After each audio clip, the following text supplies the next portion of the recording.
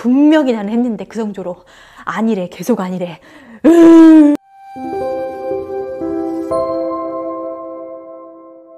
안녕하세요, 애니림입니다. 네, 오늘 만나볼 스타는 이유나, 김고은, 리밍얼, 징가인. 오늘은 이 둘의 중국어를 들어볼 텐데요. 중국어를 지금 열심히 공부하시는 분들은 공부 팁을 많이 얻으실 수 있을 것 같아요. 我从中学的时候也学过一点，练习生的时候也学过。然后我拍戏的时候，我跟他们聊天，所以我更进步了。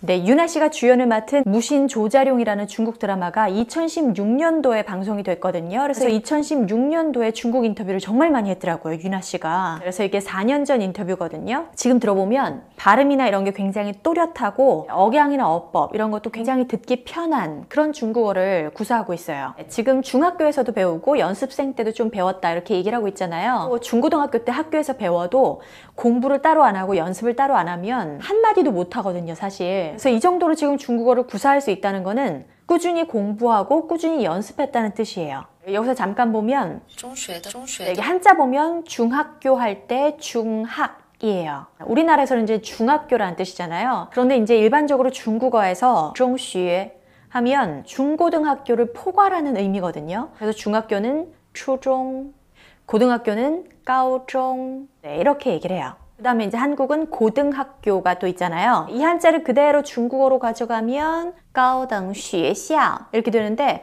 이거는 이제 고등교육기관 이렇게 돼서 대학교를 가리켜요. 네, 그래서 이제 같은 한자어라고 하더라도 이게 양국의 쓰임이 달라요.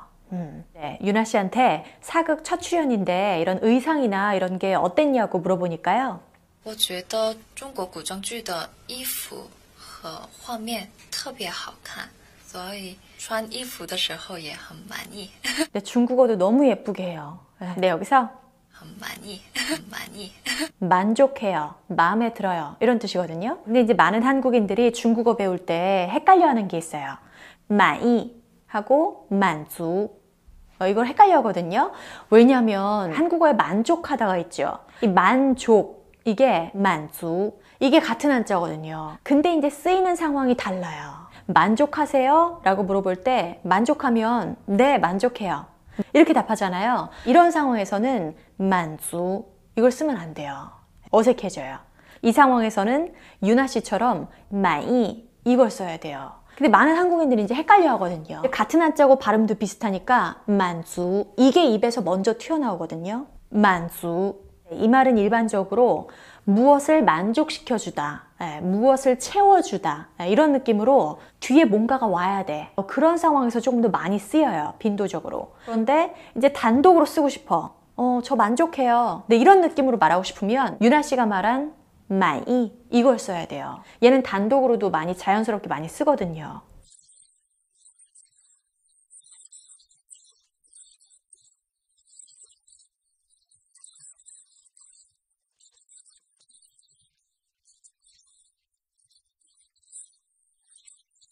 정말 굉장히 간단한 자기소개인데 이게 진짜 한두 마디만 딱 들어도 원어민이다. 네.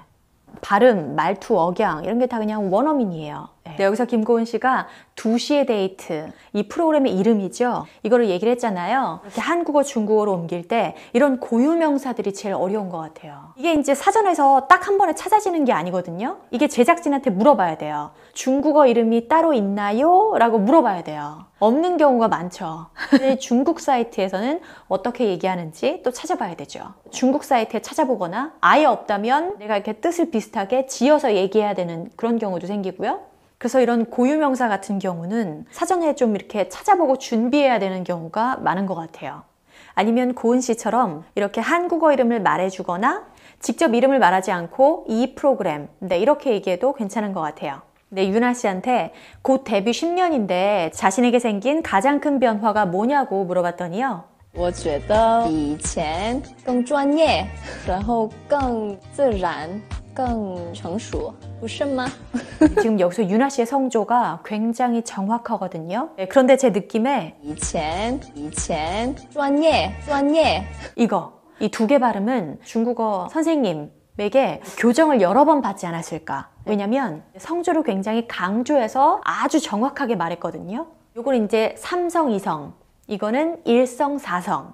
그런데 이런 경우가 많이 있어요. 분명히 나는 삼성, 이성으로 발음을 했어. 그런데 중국어 선생님은 계속 나보고 틀렸대.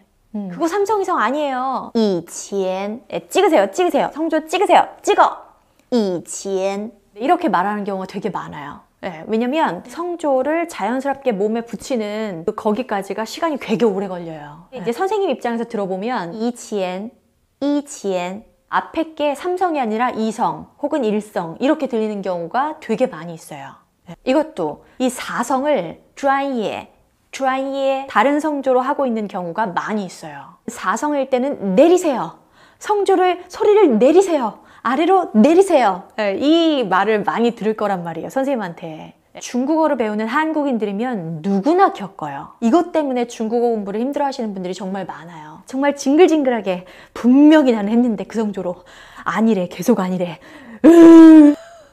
이런 이 기간을 꽤 반복적으로 꽤 오래 겪어야 돼요. 중국어를 배우는 모든 한국인은 다 겪어야 돼. 저도 그 기간을 겪었기 때문에 이게 딱 느껴지는 거예요. 소리에서. 아, 이거 성조 되게 많이 연습했겠구나. 이런 느낌이 딱 드는 거예요. 不是吗？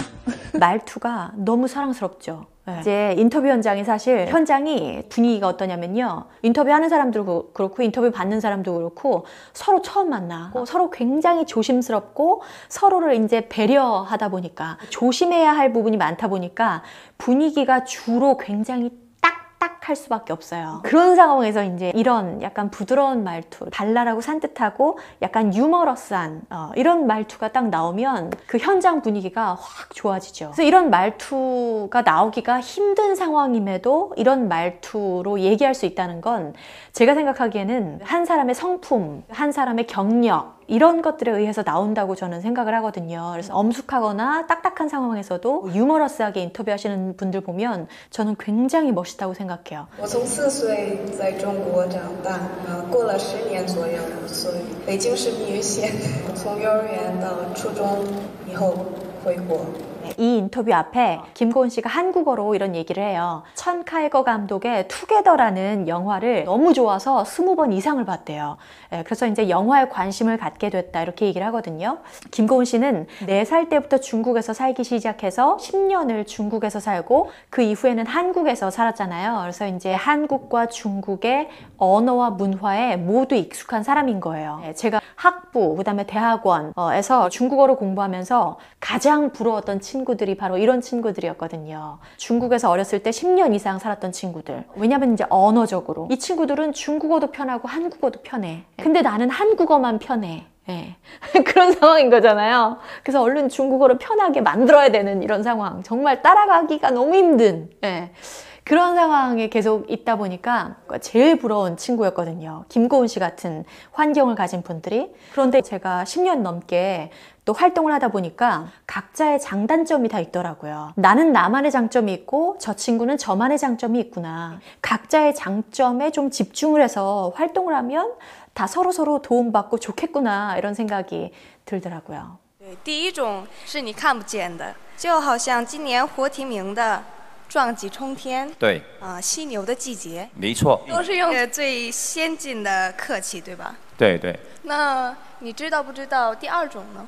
김고은 중국어 검색하면 이 영상이 제일 먼저 뜨더라고요. 이게 홍콩에서 열린 아시안 필름 어워드의 시상자로 나갔을 때 그 영상인데요. 이 영상 밑에 이런 댓글이 있더라고요. 중국인 친구한테 이 영상을 보여줬더니 김고은 씨 옆에 있는 이 남성분이 한국인이냐고 물어봤대요. 이 남자분은 홍콩 분이시거든요. 그래서 이제 중국인이 볼 때도 김고은 씨는 너무나도 중국인 발음인 거죠. 네, 김고은 씨가 시상한 부문이 최우수 시각효과상이었거든요. 그런데 여기서 좀 전에 얘기한 壮志冲天 제가 찾아보니까 잘 안 찾아지더라고요. 알고 봤더니 B씨가 주연한 영화였어요. R2B Return to Base라는 영화였는데요. 그런데 중국 대륙 이름하고 홍콩 이름하고 다르더라고요. 그래서 이제 만약에 번역을 하게 될 경우에는 이런 경우에 이런 말들은 이제 사전에는 당연히 안 나오죠. 그러면 이제 중국 사이트에 가서 중국어로 한번 영어로 한번 검색을 해보고 그래도 잘 모르겠다 싶으면 이제 영어 사이트에 가서 영어로 한번 중국어로 한번 그 다음에 또 한국 사이트에서도 다시 한번 찾아보고 그래서 이제 한 바퀴 두 바퀴 막 이렇게 돌아야 돼요. 이런 고유명사들이 많이 나오는 경우에는 굉장히 번역하기가 힘들어진다. 大家好，我是林敏儿，你们都过得好吗？我很想你们。今天我来我代言的衣服的广告，请多多支持我，谢谢。